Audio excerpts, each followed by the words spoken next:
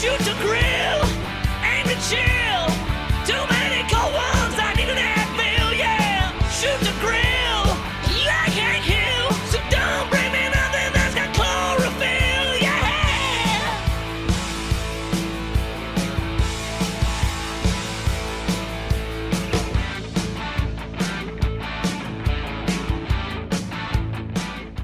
All right, here we are. Another edition of Shoot to Grill, as we do it from Atlanta Grill Company here in Atlanta, Georgia. My name is Jason Bailey, joined, of course, to my far, far, far, far left. That is Sheed with Phillips Barbecue Company.com, PhillipsBBQCo.com. He's going to be cooking up some amazing food today, and our special guest, because we always have special guests.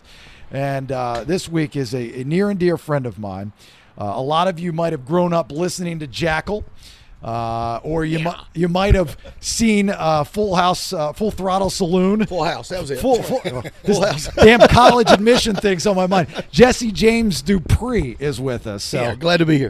dude, it's Full House Saloon. It's Full House, I like that. It's Full Jesse James Dupree, a chainsaw, and Aunt Becky. That's right. And the Olsen twins or whoever. The Olsen twins Yeah, and John Stamos. Yeah, that's right.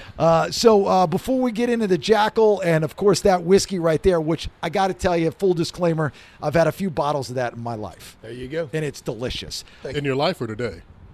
Well done. It's not today, not yet, but that's delicious. We'll talk about that here in a second. Sheed, what are you cooking us for this episode of Shoot to Grill? For this episode, we're doing Ahi Tuna steaks. Going to hit it with a little bit of that AP rub we've all come to love and enjoy. Yeah. Doesn't take long. We're going 90 seconds on each side. Going to actually do this right on the KJ. Fire it up. It's ready to go. I'm hungry. Hope you guys are hungry too. What temperature are you grilling that at? I got the KJ going right at about 450. You just really need a hot, quick sear, So 90 seconds. Okay, got it. Each side. Lesson and that's learned. it. Yeah, and for the layman, not that I'm an expert by no stretch of the imagination, even though I'm hosting a grilling podcast. That's why Sheed is here. When we say KJ, we're referring to it as the Kamado Joe. We cook on the Kamado Joe a lot. I've got one at the house. Atlanta Grill Company, they're one of the, if not biggest sellers of Kamado Joes in the entire world. But they also got the Yoders, the pellet grills, which we'll do some episodes on. Yeah. They got the Napoleons that they have here as well, which are propane. When you talk doing tuna, I mean, we could end this episode probably in a couple minutes because all you're doing is searing it, right? Just searing it. That's it. And Trapping that flavor. And we always say this, if you're going to grill, get the best of the best with the meats. Yep. And again, Terry Smith from mobilemeatandseafood.com has dropped off the meat. So tuna is one of those things. And here's one thing, Jesse. I didn't even ask you before I asked you to join the podcast. I've noticed a lot of rock stars are vegetarians. You're not a vegetarian, are you? I'm not a vegetarian. All right, I'm good. not. I like steak. I love some tuna. So I love you go. some seared tuna. So I'm excited and anxious about that. We cooked some at the house the other week, and the people that actually it was Nate, our producer. We had some, and he was like, "Can you cook it up?" Because I had the grill going, and he wanted me to cook it like a steak. So there's different ways to cook the tuna, right, Sheed? There's multiple ways to cook it, and as what we've got from Terry today, you really want to cook it like a great piece of meat. Only difference between the steak and the tuna is going to be the steak's going to have a lot more fat, going to get that flavor in there, but that tuna doesn't have a lot of fat. It's going to go real fast. It's really easy to overcook a tuna. So Very easy. what kind of seasonings are you putting on? Like you usually do some chimichangas and whatever you do on there, but we had whatever the chia you pets last time. I know we're getting advanced here on the podcast. So you got some veggies and stuff you're going to add or whatnot. Yeah, we got gonna sear it up, hit it with a little bit of the AP rub. That's got our salt, our pepper, which is smoked salt and pink pepper. We're gonna hit it with a little bit of garlic as well, some fresh cloves, just real quick sear on top, both sides. Let it rest, slice and dice and serve to you guys. And the amazing people here at Atlanta Grill Company actually have a bourbon infused soy sauce that we're going to put on the side for us to try with as well. Do they really? Oh yeah, I've been, I know every inch of this place. I've never seen that before. it's a small bottle. It's easy to miss. And so when you're cooking it on the KJ, what grill are you using? I'm at the top shelf. Top shelf. Top shelf. What comes with the KJ when you buy it? Exactly. I've got one side closed off. I got the deflection plate, just half of it on there, just so I can have my searing side and then I can have my resting side. Okay. And you're getting it at what temperature? Got up to 450 right now. 450. So the deflection plate is that porcelain plate that, Yep. especially if you're smoking on it, you're going to keep it on there and put your meat up there. And, you can maneuver different things around in order to get certain heat, you know. Exactly. So like when you're searing a steak, you know, you're searing it on one side without the deflection plate, and you're putting it close to the coals. On the other side, you got the deflection plate. Jesse, I know we're blowing your mind here. You're like, dude, I thought grilling I was. didn't realize you were such a grill He's aficionado. So. Don't let him fool you. He knows a lot Yeah, more than he he's lets got on. it down. He's being modest. He has me here for decoration. I don't need you here. I get sucked in. Here's the thing. It's like, I don't know how you are, Jesse, with, well, actually, I do know how you are. When I see you doing different projects, you're in 100%. You know, the Full Throttle Saloon stuff, not only were you obviously there as Jesse James Dupree and Jackyl, but you were a producer on the show. With the whiskey, dude, you're out there hustling that whiskey because you believe in the whiskey, your music for decades. You believe. That's how, you know, when it comes to projects, whether it's this podcast, this damn grill, I know it sounds silly, but it's a hobby. It can be an expensive hobby. It's a passion. I mean, cooking and doing it right, and then as we all know, I mean, mastering a grill and being able to consistently produce a great meal off of it. I mean, it's something. It takes a minute, especially whenever you get into something that is, something that's so versatile as these grills. I mean, these are the Cadillacs. Of grills. And you don't want somebody leaving your house just like you don't want somebody leaving a Jackyl show disappointed.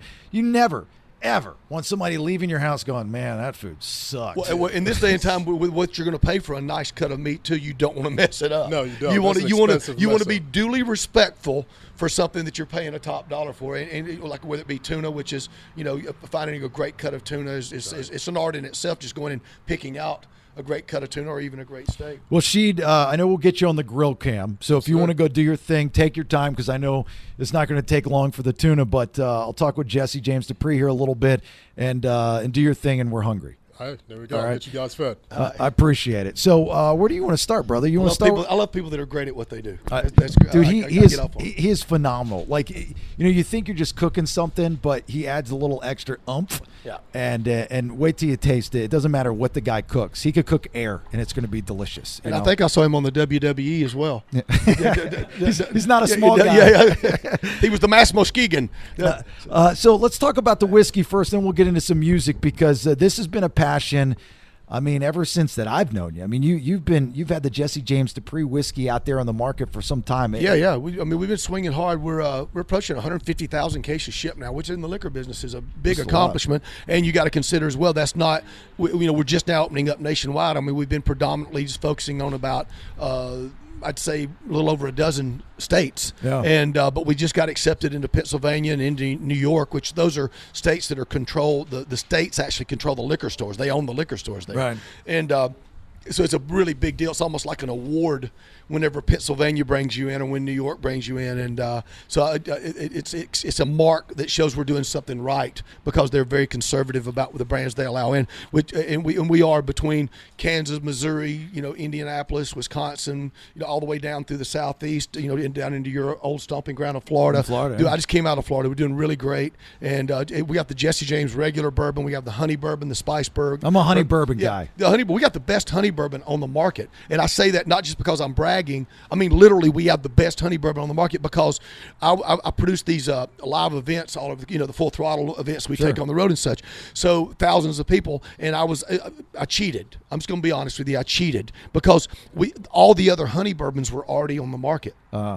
So we were able to grab these individuals that were at our festivals, and we'd pull them out like a dozen or so at a time into a side room, and we would blind taste test them against all the other honey bourbons. And we did not stop messing with the recipe until, hands down, we were just kicking everybody's ass. That's great. And that's a true story. I mean, and again, some people may drink it, so I don't like it. But I mean, overall, our blind taste tests were showing we were killing it, and the honey bourbon is doing really great. We also have a spice bourbon that is. There's really no bourbons that are spice bourbons on the market. The closest thing to our spice bourbon is say a Captain Morgan, except the Jesse James Spice bourbon will make a Captain Morgan fall to his knees and beg for forgiveness. It's really good stuff. And then we have a single barrel Tennessee whiskey that we only released about 1,500 cases last year. Georgia actually brought in a good handful of it, and the barrel house. This whiskey starts out a white whiskey. It actually starts out moonshine. Bourbon is moonshine to begin with, and then you put it in a charred oak barrel, and it has to sit there for about 4 years or so, right? Or it actually only has to sit there a couple of years. Our stuff is like over 4 years or older, and so in Trimble, Tennessee, our barrel house, with the whiskey sitting there aging year after year, the barrel house sits right beside the railroad track. racks. So 5 times a day, the trains come through and shake the barrels. Really? So so it's locomotive agitated, and people says, well, what does the Jesse James single barrel Tennessee whiskey taste like? I said, it tastes just like a damn Johnny Cash song. It's really good stuff. But very proud of it, very passionate, just like you guys are about your grilling. A Jesse James Dupree honey whiskey on ice or on the rocks, just 1 cube. You know, and because this is the thing is if you order it somewhere and if they don't have it, you got to tell them. Ask them to get it in, please. Yeah, it's kind of like when you go back to the early days of MTV. You know, I want my MTV, I want my Jesse James Dupree whiskey, but you got to get that ice cube in there to chill it a little bit. You know, my wife it opens it up a little. It opens the flavor up. Yeah. It's delicious. I mean, you can sip it, you can chug it, you can do whatever you want. My wife knows that when we're gambling, is that when I got a chip stack and I start ordering chilled whiskey shots, that means it's a good night. That means you're on the upstroke. That means I'm on an upstroke. Up on the downstroke. Yeah, that's it. But yeah, so the whiskey is going well for you. Jackyl, you guys are still after 100 shows a year we've been averaging. 100 shows a year. I just got off the bus 3 years. I mean, 3 weeks. We were just up in the Northeast, New York, New Jersey, Virginia, all up in there. And then we just got off the bus for a couple of days. I went to my Jesse James Bourbon distribution convention down in Florida. Just got back from there. I'm getting on the bus first of next week, heading to Salt Lake City, Reno, House of Blues in Las Vegas. Wow. The joint. Scottsdale.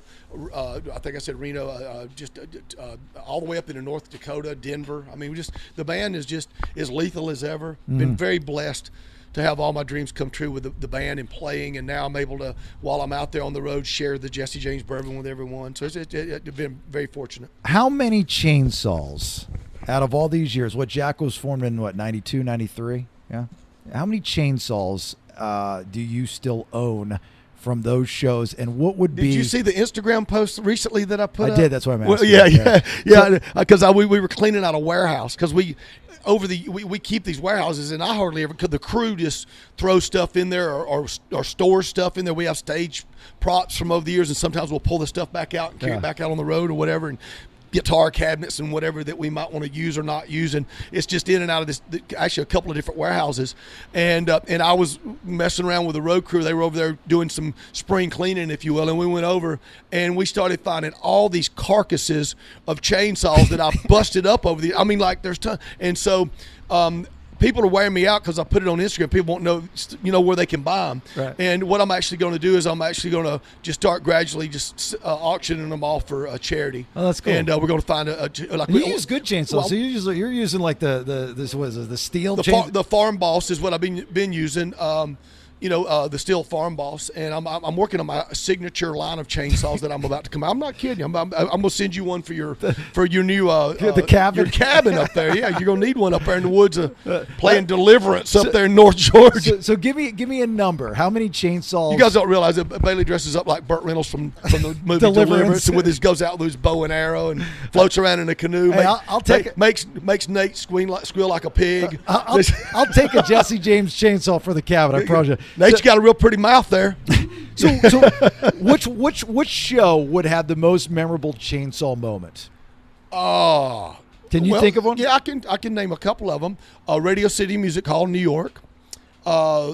The promoters provide me with a 3-foot high wooden bar stool every night that they don't get back because I end up just destroying it because I have to use that to get the pitch of the chainsaw when I'm playing it. Right. And so Radio City Music Hall, I swear they must have brought me a chainsaw that had been there since the place was built, and the Rockettes had sat on it one too many times because I didn't realize it was like balsa wood, and so I touched it. And I normally I'm pretty careful with the chainsaw, but this it just dropped straight through the thing like it was, I guess it was a prop stool, right? But it went right down and sliced my knee. And wow. Hey, give us 30 seconds so we can thank some good people for making this happen. Live rebelliously, drink responsibly with Bedlam Vodka. I tell you, they are the best at what they do. I am in love with Bedlam Vodka. Goes down smooth, has consistency. Demand your Bedlam Vodka, and we appreciate Bedlam Vodka for sponsoring the Shoot to Grill podcast. BedlamVodka.com. See, that wasn't bad. Now back to the Shoot to Grill podcast. And so that was a bad night. And memorable. That was a bad. And there was these two little kids, in the front row. I say kids, the two teenage guys that were in the front row, and the music's playing, it's loud as hell, and I'm just trying to get through the show, and I'm bleeding. I'd ripped my pant open to see how bad I was cut, but I just kept getting on through the last bit of the show. But I was looking down, and then these two young fellas were sitting up front in the front row, and they were looking at each other, and all I could imagine was Beavis and Butthead's voices from what they were, because they were looking at each other. Yeah, look, he cut himself. Yeah, he's bleeding. Wow, that's cool. Look at that guy. Yeah. I could only, and that was while I was on stage. I'm thinking I can hear Beavis and Butthead in those guys right now. That's funny. And then the other time was down at the House of Blues in Florida, or a Hard Rock Cafe. I'm sorry, it was a Hard Rock Cafe. Yeah. And we were out with ZZ Top. Uh-huh. You may have came to that show years ago, and they were having a big anniversary at the Hard Rock, and they put this great big cake the size that somebody would like maybe jump out of, right? Uh-huh. And they brought it up onto the stage, and we were doing just a couple of songs to celebrate their anniversary that day, because we were playing that night with ZZ. And somebody came out of nowhere and came running across the stage, and I threw my hand out, and I had the chainsaw running. Well, when I let go of the chainsaw in my left hand, the torque of it being in my right hand with holding the throttle, the torque made it gyrate up, and it popped the backside of my thumb. You got a scar there. Is that the scar? Yeah, 15 stitches right there. So the Hard Rock in Orlando and Radio City Music Yeah, Hall. those are my So two. you're not putting on the Tom Green show, or Jackyl played what, Woodstock in what, 94? Woodstock 94. I mean, I can keep going. I mean, every night, never ceases to amaze me. But those are the ones that stick out in your head. Yeah, I mean, every single night's special to me. But yeah, I could go down. You just named a couple that I could sit here and go down a long list. Where's the Tom? I'll tell you what. One night we were in Sturgis, and I had the Dom triplets from Playboy magazine. The three beautiful triplet ladies that were in Playboy, and they were out on stage with me. Bill Goldberg was there. The Dom triplets were there. We're all out on stage, and we were just absolutely trashed.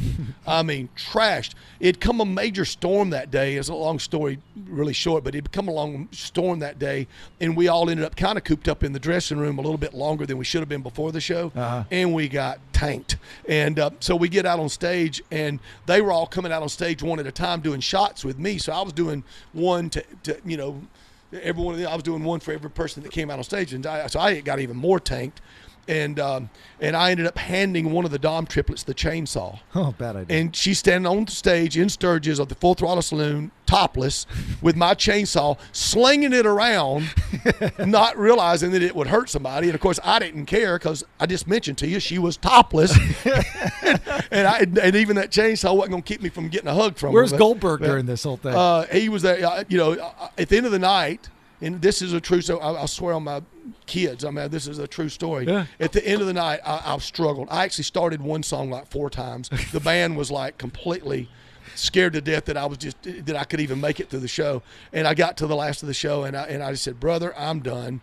And I just Left. No, I just collapsed Oh, you on the stage, and Bill Goldberg came out on stage, threw me over his shoulder like a sack of potatoes, and carried me and dumped me in the dressing room. I would think that Goldberg, is sitting there going, "Oh man, my wrestling days are over. This topless Playboy." Do you want to know the rest of the story? Yeah. The rest of the story was Goldberg takes me back, throws me down on the floor in the dressing room. There's 50 people in there partying their ass off.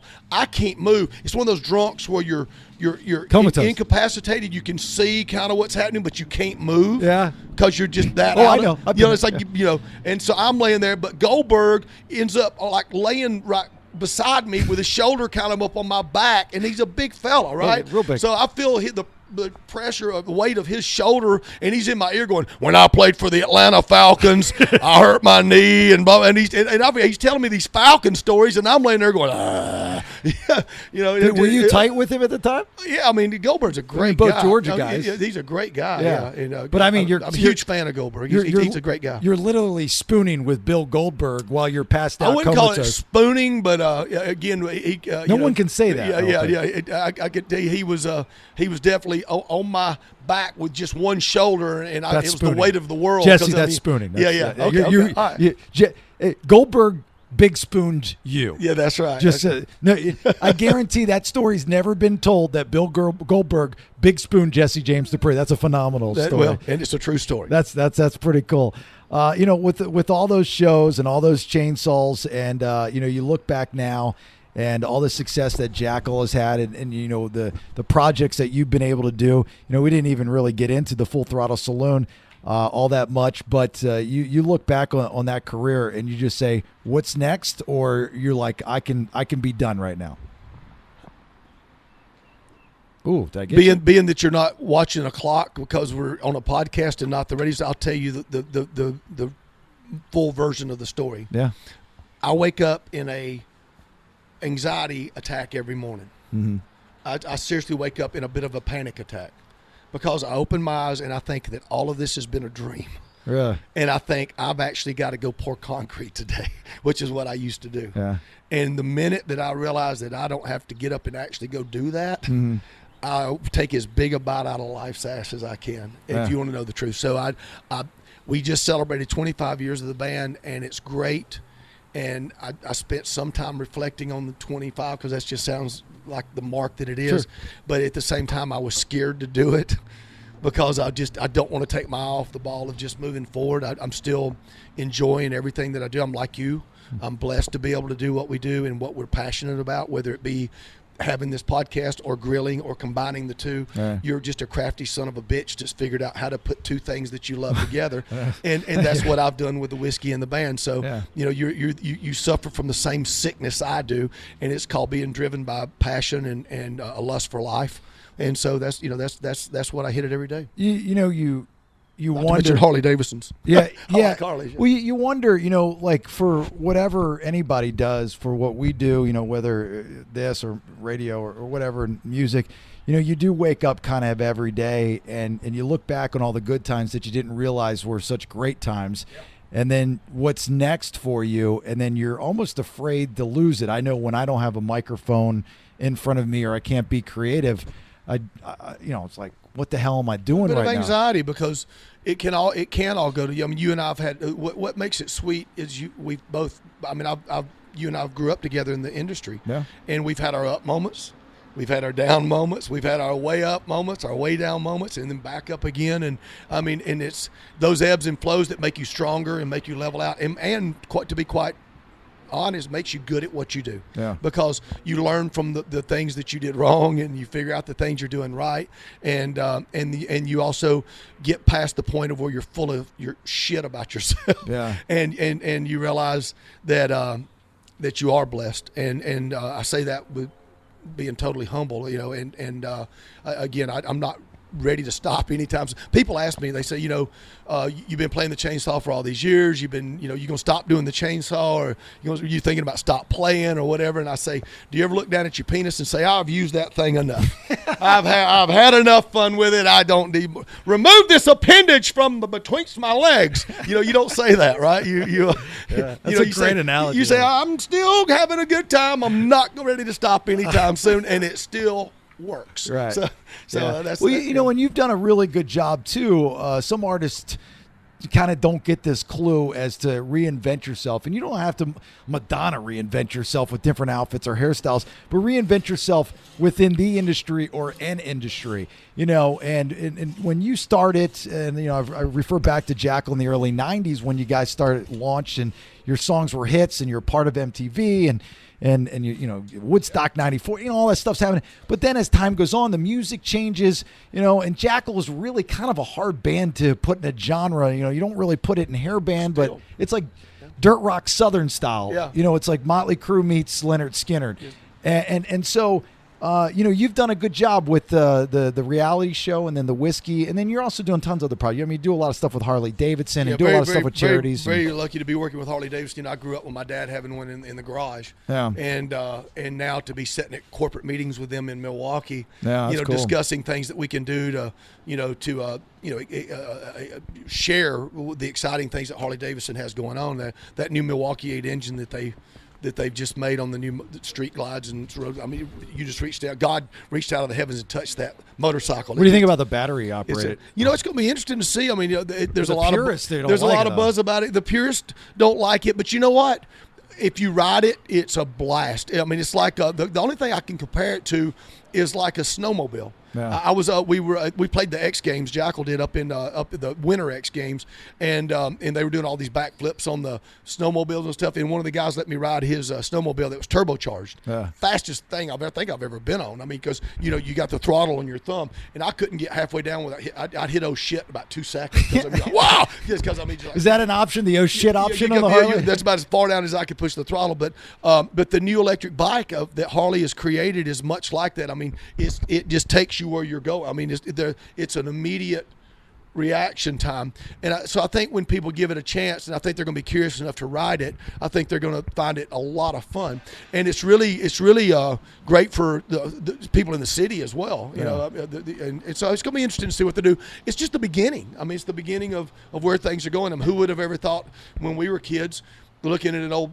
Chevy Nova or something, you'd be looking at a Tesla now that's got that's an electric car. But motorcycles, it's inevitable that, and Harley's leading the way. Davidson's leading the way. Even good old boy trucks. I mean, trucks are going that way and everything. I don't have a problem with it. Me personally, I think it's kind of cool. But I know, we had had a conversation about the Harleys, the battery Harleys on the radio show, and you have the Harley purists. They're like, no, damn, hell no, I don't want that. I want to rent, and I want to buy some gas, and I just want this, and all that good stuff. So the younger riders that are coming up are going to appreciate the fact that the effort's being made. I don't think they're going to frown on it, but there's also nothing. There's nothing that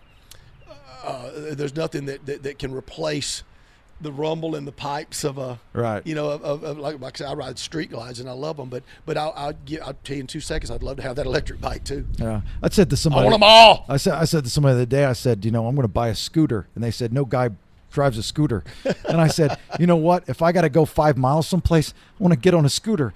You're like, no, you can't do that. I was like, all right, whatever. Sheet, how you doing there? You cutting that tune up, brother? All right, you're bringing it over? Because I knew you were done a while ago. That stuff only takes like 2 seconds. What do you eat on the road when you're out there? How do you not get like fat? I'd get fat because I'd be eating horribly. The one thing that's my go-to if I'm out, because if we're singing night after night, and I sing hard, Right, power up, and so if I'm feeling a little tattered, I'll swing by a Taco Bell, and get a burrito, and the hot grease from the burrito and the hot sauce will up my sinuses, and I'm ready to go again. But that's kind of the only thing that I might eat if I'm getting a little tattered or something. How was the food in Sturgis when we? By the way, I always kind of going back to the reality show Full Throttle Saloon. I loved that show. Thank you. I was addicted. I think when the first season, when we were having you on the radio, I was just so addicted to that show. It was like so. It's a fun place. I was in the Michael Ballard and his chick and the other chicks and your story and the drama, and you're over here and he's there and this. I mean, I was like, dude, and I never get sucked into these reality shows. And it wasn't just because we were friends, but I'm going, this is really, really good. But what were you eating there? It just looked like some big Dave Koresh compound. Well, you got to realize it's the normal town of normally the town of Sturgis is populated with 5,000 people, so it's not a really big town. The entire state of South Dakota don't even have 1 million people in it. No. In the entire state. But for that 1 week out of the year, there's 750,000 to 1 million people that descend out there. So we have 600 acres of basically a prairie that we've turned into a campground. So there's RV hookups and sewage and water for the RVs, and then there's cabins and then tent camping for days and such. But you get like festival type food, or for us, we have this huge building that we have an all you can eat breakfast buffet. That's why I said it's a commodity to be able to get a great breakfast in Sturgis, and we serve the best breakfast in all of Sturgis, with which you got your bacon, eggs, ham, biscuits, everything every single morning. So that's part of our campground experience, and then we have dinner as well. So you can actually eat really well at the Pappy Hoyle Full Throttle Saloon's Pappy Hoyle campground. They build that back up because it was 2 years now that it burned down? 3 years ago. 3 years? This will be our 3rd year open. Yeah. Hey, give us 30 seconds so we can thank some good people for making this happen. A big thanks to Jarrett with Oxendine Law Firm, oxlawfirm.com. What does Jarrett do? Well, Jarrett will take care of any divorce that you might be thinking about having. He handles divorces in the state of Georgia and especially the greater Atlanta area. oxlawfirm.com. Thanks, Jarrett. See, that wasn't bad. Now back to the Shoot to Grill podcast. So it built it back up. When it burnt down, it was $10 million worth of ashes and no insurance, a lot of hurt feelings because there was no running water on the property at the time and no local fire department. Yeah. There was only a volunteer fire department, and they cut a hole in the front of the building to get in where the fire was. And when they did, the wind came through and backdrafted, and the whole front part of the building blew up. And then when that blew up, we had a distillery right adjacent to that going back into where the courtyard was, and there was 2 totes full of 180 proof alcohol, these big totes full of alcohol. And when the fire hit those, it was like an atomic bomb. So I was in Jackson Hole, Wyoming on tour with Jackyl. Michael Ballard was in Tennessee. He called. I had actually had a night off, and I went to like an old singing cowboy steakhouse where they had the old, like Roy Rogers kind of singing cowboy show and stuff, and real touristy thing, but it was fun. Went back to the bus and was crashed out, and Michael called and said the Full Throttle's burning down. And I just couldn't believe him. And then we started getting videos from our friends that were out there. And so I went to the airport and called an emergency number at Hertz, got them down there at 5 o'clock in the morning, and I started driving 100 miles an hour, about an 8-hour drive from Jackson Hole to Sturgis. And I got there, Michael left Tennessee, flew through Memphis to Rapid City Salt Lake City to Rapid, and then I picked him up at the airport. We got there at the same time, and then we both went to the Holiday Inn downtown Sturgis, and we sat there and cried and talked and cried, but we couldn't go out to the property because the federal government had seized control of it. Why's that? But the ATF, it was like every government agency had seized control of it. Because they thought it was arson? They thought there was arson, and they had quarantined the entire place off with they brought in millions of dollars worth of like tractor trailers with laboratories and. Well, you ended up finding out it was a wire. It was just a wire had burned it, but they came in as if we had burned it down ourselves or something. Oh, insurance! And you're like, we don't have insurance. It wasn't us. We didn't have it, and when it took them a while to believe us and find out that we didn't have insurance. Yeah. And then it was like, oh, they were gone. They're gone. He's like, what? But they said they came in and seized the property, and we couldn't go on it. And they finally, the next day, they basically at that point escorted us to go see. And I was worried about Mike because that was his baby and his creation, and I was really trying to be strong for him. And I didn't realize the impact it was really going to have on me until we got around on the back side of the property where the stage was. And I want to get choked up telling you about it. I mean, it's serious. I broke down. I mean, it is emotionally one of the most impact. I couldn't have been more hurt if I lost somebody I loved the most. I mean, it was your home away from home. There's just so much of my life. It was a part of me. Right. It was like a part of me got killed. Yeah. I mean, it was. And especially to get there that day and just see everything that you and your entire crew and Michael had created. Just created. It was a city. I mean, if you saw the show, you saw, how neat it was. And, it meant so much to so many people. To interrupt you, but I mean, we've had people that brought their family members' ashes out there, that we had a ceremony and we would spread their ashes at the throttle or on the prairie right beside it. We had people that got married there. We had people that, swear that their kid was conceived there. There's people that met there for the first time. I mean, there's just story. There's not a night that I'm on the road across this country that someone doesn't come up and share one of those type stories. The sacred ground, without a doubt. It was, and the new place we're looking forward. Like you said earlier, you look forward, you don't look backwards. Again, nobody got hurt or killed, so you lick your wounds and you man up. And you go down and bigger and better. Yeah, we bought this 600 acres, and we got control of it 90 days before the rally 3 years ago. And the job that Michael did in bringing the new Full Throttle up out of the ground in 90 days was something spectacular onto itself. I mean, it was just. I would suggest insurance company this time. Well, we got running water now. We paid about $40,000 to have running water, but it's not easy to get running water on the property. Oh, I'm sure. We were having to truck. I kid you not. We have 2 tankers. Before we had running water on the property, we had 2 huge tractor trailer rig tankers, right? Yeah. And they stayed running day and night. And we would give them a box of quarters, $500 worth of quarters. the big rolls of quarters, and they had it up in the tractor trailer rig, and they would go downtown Sturgis, and there's a place you go in and you fill it up full of quarter, and they have this huge pipe that drops in for all the ranchers to give water for the ranchers, right? And so they pull the tractor trailer rigs under there, they dump the hose in there, and they fill the tanker up with the water. They'd come back, dump it into our reservoir that's 50,000 gallons reservoir, and then a couple of sub-reservoirs beside that. They would dump that, and then they would leave. The next truck come fill that up, and we just kept them in $500 of quarters at a time, and that's what it took to keep watering water on the property. So now the water's being shipped Now we have a big, huge pipe that fills the reservoirs up nonstop, and we don't have. I'm sure the people that work out there are like, thank God, after all these years, you finally got some freaking water. You got some food. She's waiting behind you. Right, bring it on. He's bringing over. Now, look. Let's be honest, the tunas that didn't take this entire time to cook. I get it. Jesse and I loved catching up. And this is already my favorite interview. Yeah. So but the tuna, again, she grabbed that microphone when you get a second. This is a seared tuna. We got it on the grill cam that you saw. And then again, tell us what you did as far as the temperature, how long for those that want to cook this, and what the seasoning is. Because you use your own seasoning that people can get at PhillipsBBQCo.com, right? That's right. That's where they can get it. Got a real simple. This is you're getting on the Jesse James know, Dupree right? cam. I feel special here. What we've got on here is some smoked salt, some smoked peppercorn, smoked paprika. Quickly seared. You lace the tuna with a little bit of olive oil. Put the rub on. Hit that sear. Remember, we got our KJ going at 450.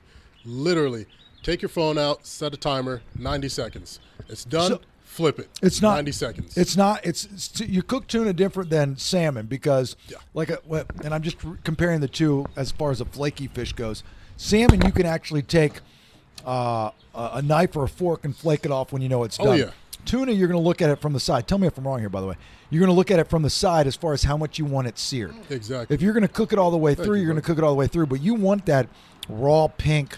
You want that pink center. That pink center right there. Now, with the olive oil, like chicken, when you're cooking it, whenever I cook chicken, especially on the grill, if I'm using the rotisserie, if I'm doing wings, I'll take the wings.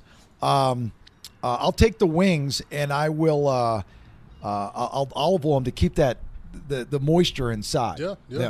Now, and another way to do that too is if people didn't have the rotisserie like you and they went ahead and olive oiled their wings and put it on, they're going to catch smoke and those wings are going to get real hot and burn fast. What do you think, That Jesse? rotisserie helps rotate around that heat.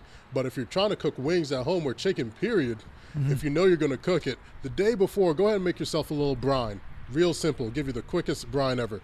Half a cup of salt, half a cup of sugar, 1 gallon of water. Boil that down, stir it in there until it dissolves. Just set that chicken in there overnight, get that extra moisture and flavor, then you're good. That way you don't have to olive oil it on if you forget. Put it on there, let it slow cook, nice and juicy. Let that fat render all the way through. Does Jackyl need a chef to tour with him? Hey, I do house calls. We just found him. What do you think? Really great. Isn't it really good? Great. Yeah, the seasoning, from the seasoning to the meat, just the perfect way it's cooked. Perfect. It's great. Isn't that great? My favorite interview. Thank you. I like it. Usually on the radio. I've never had an interview they've served me seared tuna. This is the first. Over 25 years, this is the first goddamn interview I've ever You know what's coming? You know what's coming from me. Only the best from here. I tell you, I usually like with the radio show. I hate it when anybody eats on the air. But obviously, a grilling podcast, you can eat on the air, you can eat on the mic. That's fine. But this is tremendous, and we'll have on the website all these different episodes. She'd will put the recipes up there. Yep. I think it's important because I know that even still, when I'm out there again, I haven't mastered the KJ. I'm still YouTubing stuff. I'm calling Sheed. I'm calling friends, and I'm like, all right, need temperatures and stuff. Because, the big difference with the KJ versus like a propane grill is that, you really have to be particular about getting the temperature there because you have the airwaves. Exactly. It's not like the propane grills that are a little bit more like the oven where you can fine tune that temperature. You're doing the air, more oxygen, less oxygen, all that kind of stuff. And what a lot of people that, are listening and watching this may not know, it's a windy day out right now. The wind's going, so I've got to really pay attention to that KJ because a good gust of wind can spike my temperature up 10, 15 degrees just by me turning my back. It hits that port, and the air gets in that bottom part. Exactly. Yeah, I got you. Exactly. I never you gotta be thought about mindful that. I didn't think about that either, but that makes sense. The weather controls everything. The way I cook a brisket is going to taste different or maybe cook longer on a humid day than it would on a windy day or cold, rainy day. Right. There's a lot of factors that go into it, but it's all worth it in the end. All right. Well, look, we'll wrap it up. Sheed, as always, you're an amazing chef. Amazing chef.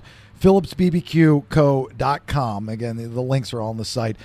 Terry Smith with Mobile Meat and Seafood, mobilemeatandseafood.com. Atlanta Grill Company that allows us to do Shoot to Grill, our podcast here. Create Graphix for not only providing the sign, the banner, some of the shirts throughout the different episodes. And our special celebrity guest this week is my dear friend, Jesse James Dupree with Jackyl, and everything that is Jesse James Dupree, this whiskey and all the flavors that we talked about earlier. You got to make sure. I'll leave that bottle with you. Y'all can fight over it. If we got to fight over it, I'm back to that WWE. Treat it like MTV. If your local pub or restaurant doesn't have it, or your liquor store, make sure they have it. Right. That's what you want them to do. United Distribution in Georgia has it. United. I guess your podcast is going all over the place. Sure. So Republic National in a lot of places, Breakthrough Beverage in a lot of places, but in Georgia, United Distribution are our partners. They do a great job. But you can ask for it by name, and any restaurant, bar, or liquor store should get the Jesse James bourbon. But you can ship that out too, yeah. At some stage, yeah, you can. You can go on to JesseJamesSpirits.com for details on how you can order it. Some states will let them ship in or not. But congratulations on your shoot to grill. Thanks. I wish for you to go to the heavens with it as you do with everything that you touch. Appreciate that. It's great to meet you. Thanks for making this the best interview ever. No offense. No offense. You're right. The food's amazing.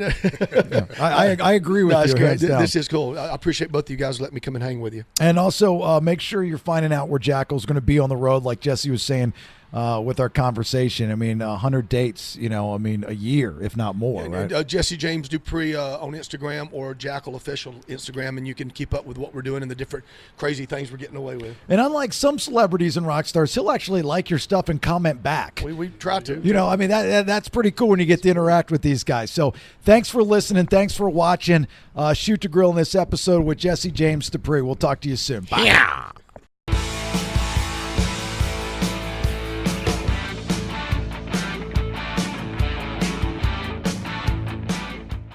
Big thanks to Northside Tool Rental for sponsoring Shoot to Grill. Any and all of your tool rental needs with 5 Atlanta area locations. From chainsaws to track loaders to wood splitters, I've rented just about everything from Northside Tool Rental. Check them out online, northsidetoolrental.com. Thanks, guys. Thanks to CreateGraphix.net for all the signage and the shirts that they supply for us here on the Shoot to Grill podcast. Now, are you in need of some signage or shirts or maybe something for your company? You don't have to be here in Atlanta where we do the podcast to get hooked up with CreateGraphix.net.